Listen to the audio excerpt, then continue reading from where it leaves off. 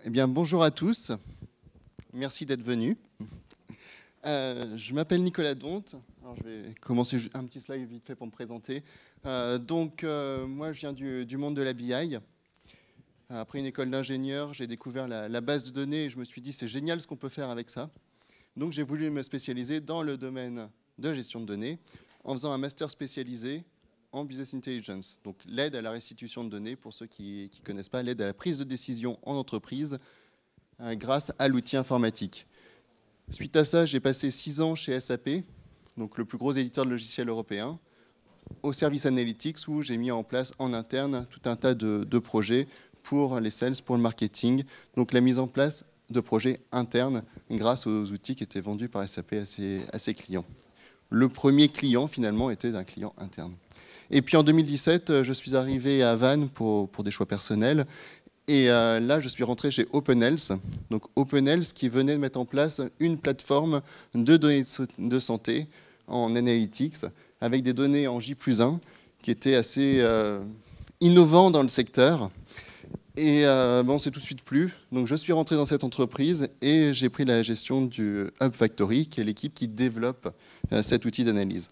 En parallèle, je suis responsable des systèmes d'information d'une agence de voyage sur mesure, les Carnets de Magellan, qui est à Vannes, et qui fait des voyages uniquement sur des destinations maîtrisées par les conseillers voyages. Donc on va vous proposer uniquement des voyages dans des hôtels qui sont connus, qui ont été visités, avec des petites spécialités de la maison, parce qu'on ne fait que ce qu'on connaît. Donc ma présentation va parler déjà d'OpenHealth Company, la société. Ensuite, je vais vous parler de The Hub, donc notre abonnement standard. On va voir ce qu'on peut faire en non standard, et puis forcément la petite démonstration à la fin, pour que vous voyez de quoi il en retourne. Donc OpenHealth. Alors OpenHealth, c'est une entreprise française, une PME, qui est installée à Vannes, avec un bureau à Paris, où nous avons notre force commerciale. C'est une 50aine de personnes. Donc on a différents types de profils, plutôt statistiques, plutôt data analyse, plutôt IA, tout un tas de personnes qui vont être également des profils de santé. Donc on a des médecins, on a des médecins de santé publique aussi.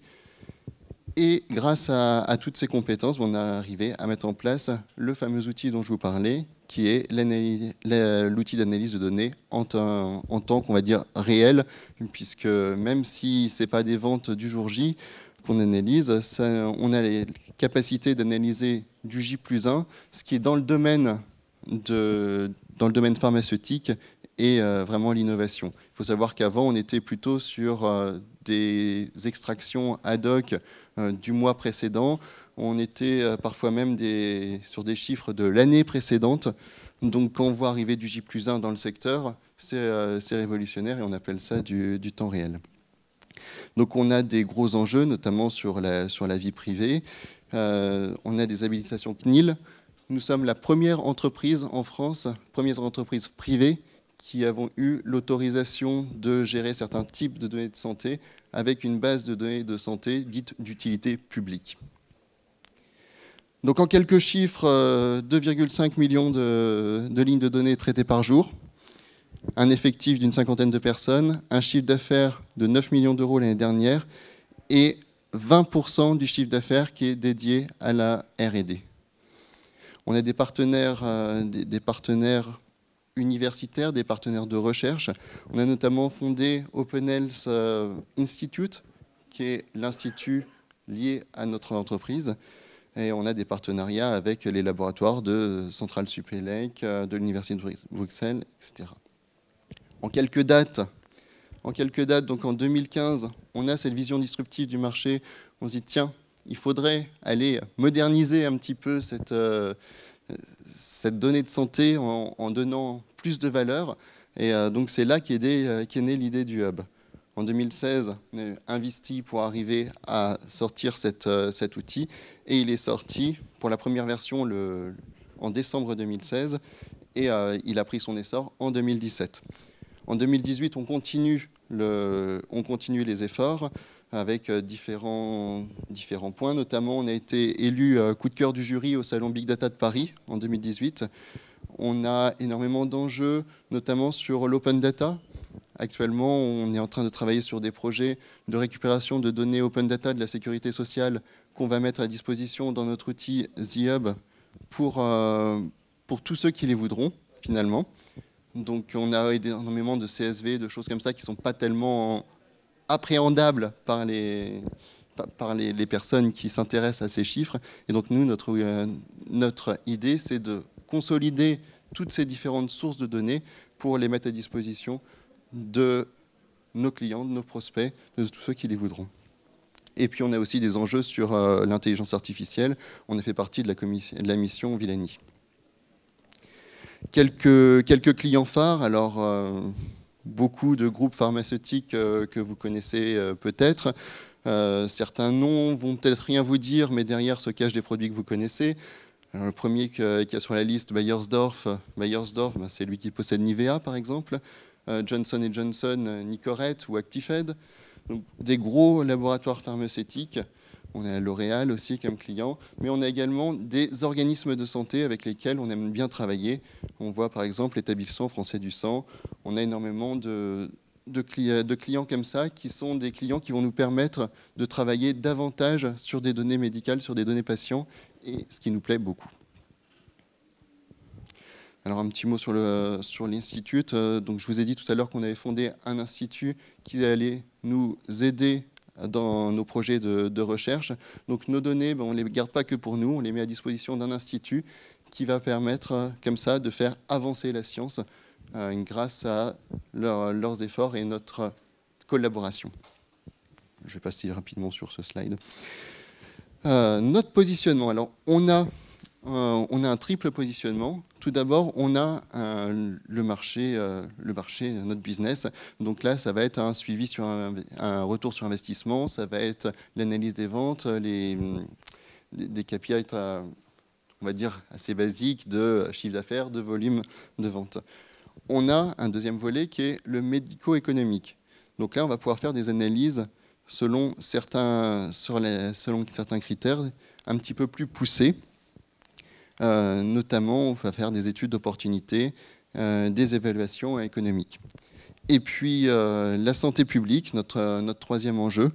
Donc là, ça va être le bon usage des médicaments. Vérifier qu'un médicament qui est censé être prescrit uniquement chez des adultes n'est pas finalement vendu à des enfants. On a beaucoup de partenariats comme ça avec des organismes de santé publique là-dessus. Notre abonnement standard. Donc notre abonnement standard, je vous ai parlé de The Hub. The Hub, qu'est-ce que c'est? C'est une plateforme analytics où notre utilisateur va être guidé dans son analyse. On parle d'analyse guidée, tout simplement parce qu'on va l'aider à prendre ses bonnes décisions. On n'est plus dans l'ancienne vision où on fournissait des fichiers Excel avec des données de santé agrégées. Non, là, on va pouvoir l'aider à découvrir les données. On va avoir de la data exploration, on va avoir beaucoup de volets analytics, et on va aussi avoir un service client qui va être là pour accompagner l'utilisateur. Grâce à ces données, l'utilisateur va pouvoir arriver à changer, par exemple, son positionnement sur le marché. Donc cette plateforme, elle est accessible 24 heures sur 24, 7 jours sur 7. Elle va être multisource. Donc on va avoir des données de vente qui nous viennent des pharmacies. Aujourd'hui, on a une pharmacie sur deux en France qui nous transmet ses tickets de vente. On a également la totalité des parapharmacies qui nous transmettent leurs ventes. Grâce à tout ça, on peut faire des extrapolations sur des données de vente, mais pas que. Je reviendrai sur ce qu'on peut faire après. On a énormément de sources de données. Comment ça fonctionne? Donc, je vous parlais de mes différentes sources de données. Alors, on a, je vous ai dit, des données de pharmacie, des données de parapharmacie. On a également des dossiers médicaux. Donc, n'ayez pas peur, les données sont pseudonymisées. On ne va pas les mettre à disposition en disant que Monsieur Dupont a telle maladie. Non, non, ça, il n'en est pas question. Par contre, ce qu'on va pouvoir dire, c'est qu'il y a une personne de tel âge, de tel sexe, qui a pris tel traitement suite à telle pathologie, et que telle autre personne qui a à peu près les mêmes caractéristiques a pris un autre traitement avec cette même pathologie, et derrière, on va pouvoir faire des suivis dans le temps. On va pouvoir voir comment évoluent les pathologies en fonction des traitements. On a des données d'environnement, des données socio-économiques avec l'INSEE. Et tout ça, on va arriver à le mélanger pour en faire une... Alors, je disais de la pseudonymisation pour les données personnelles. Les données, sinon, qu'on reçoit sont déjà anonymes. Par exemple, l'étiquette caisse de pharmacie, il n'y a pas vos identifiants de sécurité sociale dedans, rassurez-vous. Par contre, on arrive à faire, avec énormément de traitements statistiques, à faire une visualisation qui va aider à la prise de décision les organismes de santé, les laboratoires pharmaceutiques. Alors notre offre, elle se découpe en trois principales offres. Ces trois offres, donc Sales and Marketing, on va avoir du retour sur investissement, comme je le disais tout à l'heure. Donc en Essential, ça va être des indicateurs assez basiques, du chiffre d'affaires, du volume, de la part de marché. En Advanced, on va pousser un petit peu plus avec des distributions numériques, par exemple le pourcentage de pharmacies qui ont vendu le produit. On a aussi dans cette offre Advance les stocks. Quel est l'état des stocks de mes médicaments dans les pharmacies? Quel est l'état des stocks de mon concurrent également? Ça va m'intéresser. Et puis en Custom, Custom, là, ça va être un client qui va venir vers nous en disant « Moi, j'ai des besoins particuliers. Par exemple, vous me donnez des volumes en nombre de boîtes, mais ça ne m'intéresse pas parce que j'ai des boîtes de 500 grammes, des boîtes d'1 kilo. Moi, ce qui m'intéresserait, c'est mon volume en tonnage. » On va lui dire, pas de problème, on va faire quelque chose pour vous et on va développer du custom. C'est notre gros atout, ça, comparé aux concurrents, c'est qu'on a une flexibilité. Une flexibilité qui nous est apportée par le hub et que n'auront pas forcément les concurrents qui vont fournir encore des fichiers Excel ou qui vont essayer de mettre en place une interface la plus standardisée possible. Même si nous, on travaille au travers de standards, on est à l'écoute de nos clients. Premier type d'offre. Ensuite, on a le territory management. Le territory management, comme son nom l'indique, ça va être une analyse sectorisée. Donc, je vous montrerai ce qu'on peut faire tout à l'heure avec de la cartographie. Là, ça va être des analyses de vente au secteur, des analyses de distribution de médicaments à la région, selon des régions qui peuvent être propres aux clients, évidemment. Encore une fois, Essential Advanced Custom. Et puis, le dernier axe, c'est Use and Analytics. Donc ça va plutôt être les suivis patients dans le temps. Comment un patient évolue suite à tel traitement. Ça va être également du bon usage. Je disais tout à l'heure, est-ce que ce médicament qui a été conçu pour les adultes n'est pas pris par les enfants? Ça va également être du co-traitement, de la codispensation. Donc la codispensation, c'est ce médicament qui a été dispensé par le pharmacien en même temps que quel autre médicament a-t-il été dispensé? Alors, pour vous donner un exemple tout simple, je me rends compte que régulièrement le Doliprane est vendu en même temps que le Nurofen. Si je suis un laboratoire pharmaceutique, ce qui va m'intéresser, c'est de savoir que régulièrement le paracétamol, l'ibuprofène sont vendus ensemble. Donc peut-être que je vais faire un médicament qui va allier les deux et qui va prendre des parts de marché aux concurrents. Si je suis un organisme de santé, ça va m'intéresser de savoir que régulièrement ces deux molécules sont vendues ensemble pour commanditer une étude clinique pour vérifier que je n'ai pas d'effet notoire.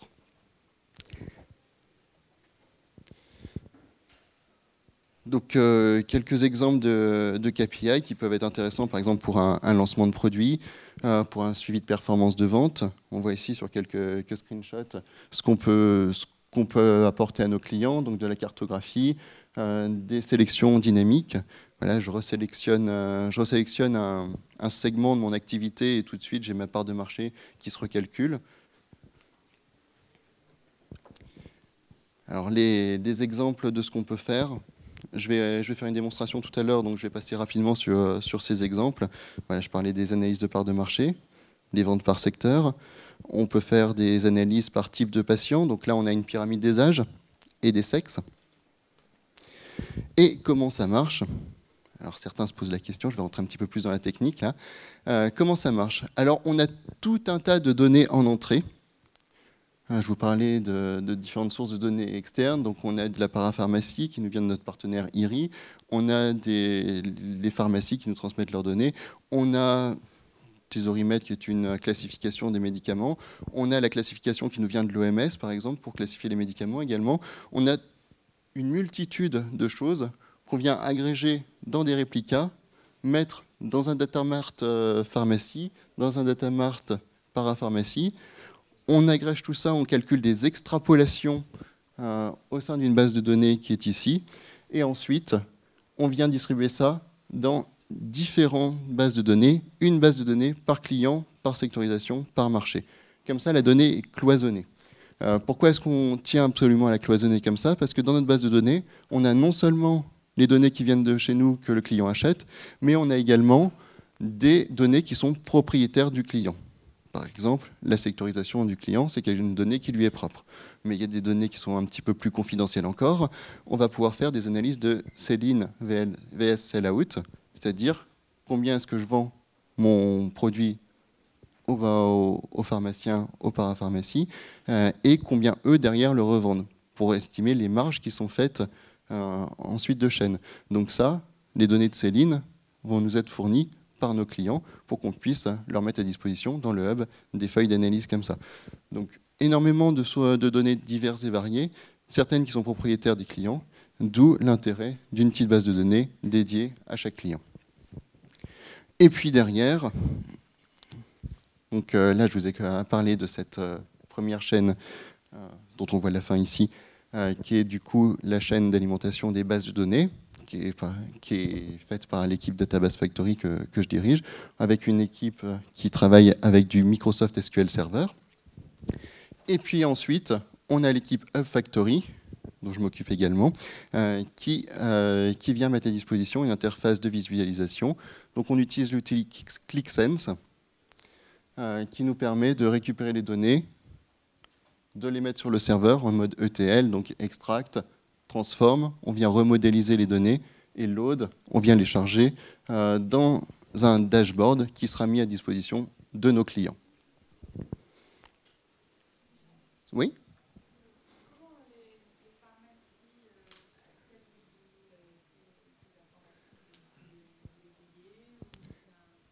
Alors oui, effectivement, la formation, elle n'est pas gratuite. Aujourd'hui, notre premier poste des dépenses, ce sont les salaires. Notre deuxième, ce sont les achats de données. Comment est-ce que ça fonctionne? En fait, on a des accords avec des groupements de pharmacies. Il faut savoir que les pharmacies, la plupart du temps, sont regroupées et on signe des accords avec ces regroupements de pharmacies qui nous autorisent à récupérer les données, moyennant un petit logiciel qui va nous les transmettre toutes les nuits. Et bien sûr, il y a une contrepartie financière à ça. Est-ce qu'il y a d'autres questions? Oui.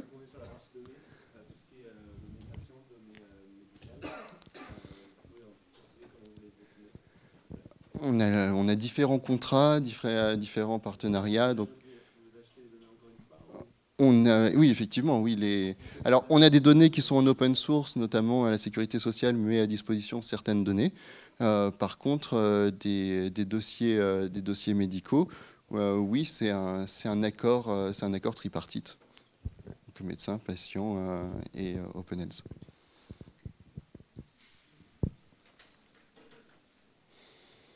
En non standard, quelques exemples de ce qu'on peut faire et que j'aime bien montrer parce que ce sont des choses très intéressantes pour notre recherche et développement.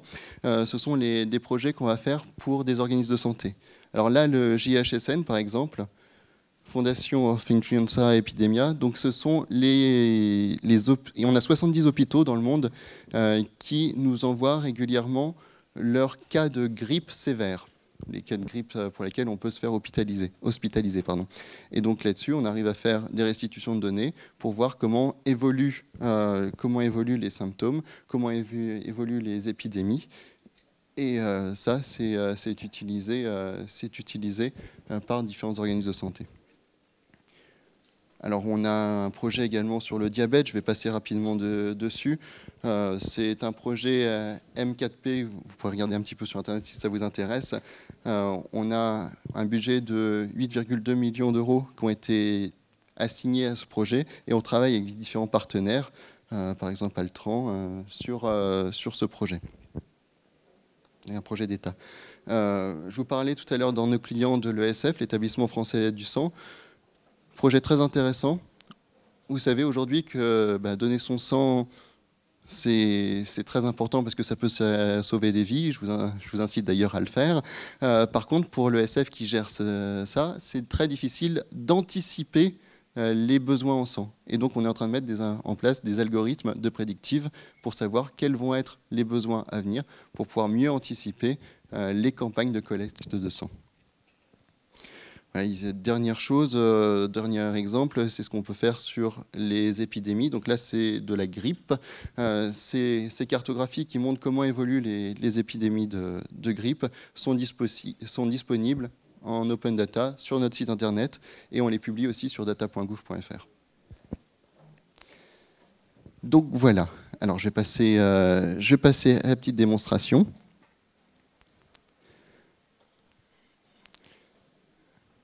Hop, je vais recharger les applications.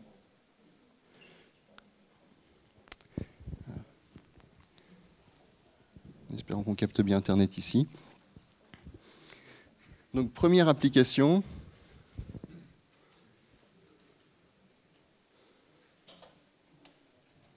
Ah, je crois qu'on a un petit souci de connexion Internet.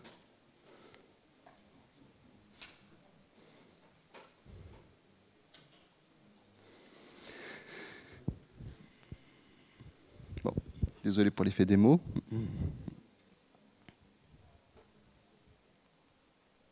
D'habitude, ça s'ouvre rapidement. OK. Alors, ici, on est sur une application qui a été faite pour l'un de nos clients qui donne des informations sur le marché de la digestion. Voilà comment on entre sur nos applications par une feuille de recherche. Moi, ce qui m'intéresse, donc ce marché est composé de un peu plus de 1200 références. Donc, pour mon client, ça va être intéressant de savoir quelles sont les ventes de ces 1200 produits. Par contre, ça va être intéressant aussi de savoir quelles sont les ventes d'un segment. Voilà, par exemple, celui-ci. Donc, je fais ma sélection. Et après, j'ai tout un tas de feuilles d'analyse qui sont à ma disposition pour pouvoir voir les KPI du marché. Donc typiquement, ici, voilà, je vais retirer juste mon filtre. On est sur une analyse qui est vraiment guidée. On a les tableaux qui sont préconçus avec les KPI les plus intéressants. Par contre, évidemment, quand on clique sur quelque chose, on peut rajouter des filtres un peu partout. Donc ça, c'est vraiment une interface très fluide pour l'utilisateur. Passer du chiffre d'affaires au volume, voilà, ça, juste en cliquant comme ça, on voit qu'on a beaucoup de choses qui sont très intuitives. On peut se déplacer avec le calendrier. Voilà, alors je vais juste montrer rapidement aussi des choses qu'on peut faire avec un petit extracteur qu'on a mis dans nos applications. Donc là, ici, hop. Donc là, par exemple, j'ai envie de savoir quelles sont les ventes par compagnie. J'ai envie de voir quel a été le chiffre d'affaires sur les 31 derniers jours. J'ai envie de comparer au volume qui a été fait sur les 31 derniers jours. Je vais prendre le volume. Hop. Et voilà, et après, évidemment, j'ai plus qu'à faire un clic droit pour exporter. Tout peut s'exporter dans le hub. Donc ce sont les indicateurs dits essential. Pour les indicateurs avancés, alors je vous ai pris ici un exemple de stock. Donc on voit quels sont les stocks dans les pharmacies. Voilà, donc là, je n'ai pas fait de filtre, ça veut dire que j'ai tout mon marché. Cette fois, on est sur l'anti-tabac. Donc l'anti-tabac, je sais qu'il y avait quasiment toutes les pharmacies de France à la fin de chaque mois qui stockaient mes produits.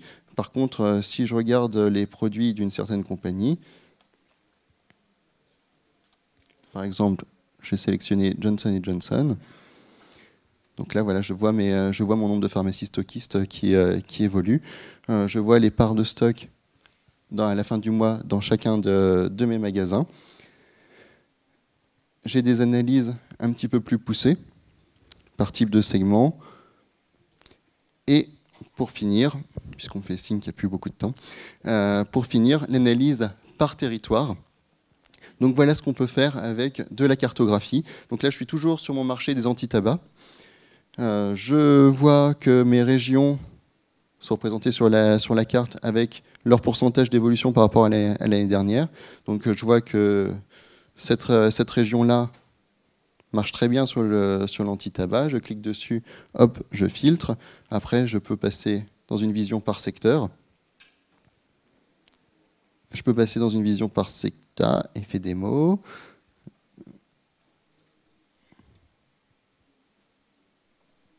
Ah, j'ai juste perdu la connexion Internet. Ça revient. OK. Donc voilà, là, maintenant je vais pouvoir creuser au secteur une fois que j'ai ma région. Si je zoome, je vois les analyses par secteur et je vois ce qui me tire vers le haut, ce qui me tire vers le bas. Et puis je vais pouvoir faire une analyse. Je vais pouvoir dire que je veux filtrer sur tel client ou tel concurrent pour voir comment je me positionne sur mon marché. Donc voilà un petit peu ce qu'on peut faire avec The Hub. Évidemment, on a des feuilles d'évolution aussi qui nous permettent de voir comment se passent les choses dans le temps et tout un tas d'autres choses, mais que je ne vais pas forcément avoir le temps de vous expliquer durant cette petite démonstration. Je vais attendre maintenant vos questions si vous en avez. Oui ? Vous avez précisé qu'il y avait autant de bases de données que de clients, et du coup vous avez aussi autant de documents ClickView que de clients? Oui, exact. Exact. En fait, les applications ClickView sont standardisées. On a un standard technique qu'on applique aux besoins clients. Par contre, on va la personnaliser en fonction des besoins du client. Par exemple, un client va avoir besoin d'une analyse avec certaines dimensions qui ne sont pas forcément des dimensions standards. Est-ce qu'on a un champ bio, non bio, par exemple, qui permettrait de qualifier un produit ? On a, par exemple, dans la customisation des customer types, c'est-à-dire les typologies de pharmacies qui vont vendre mes produits. Est-ce que ce sont des pharmacies qui ont des potentiels que j'ai jugés intéressants, moi en tant que client? C'est une donnée qui m'est propre que je demande de rajouter dans le hub. Et ça, on peut faire l'analyse, bien sûr. Mais toutes ces personnalisations imposent effectivement d'avoir une application ClickView par client. ClickSense, pardon, pas ClickView. Oui, allez-y. Oui, alors j'ai pas forcément les chiffres en tête, ce sont mes collègues de l'exploitation qui la gèrent, mais on est sur un serveur très très puissant, effectivement. On a différents clusters, si vous connaissez un petit peu l'architecture ClickSense. Donc pour ce faire, on a un engine et un outil et un serveur de restitution. Voilà. D'autres questions ? Non?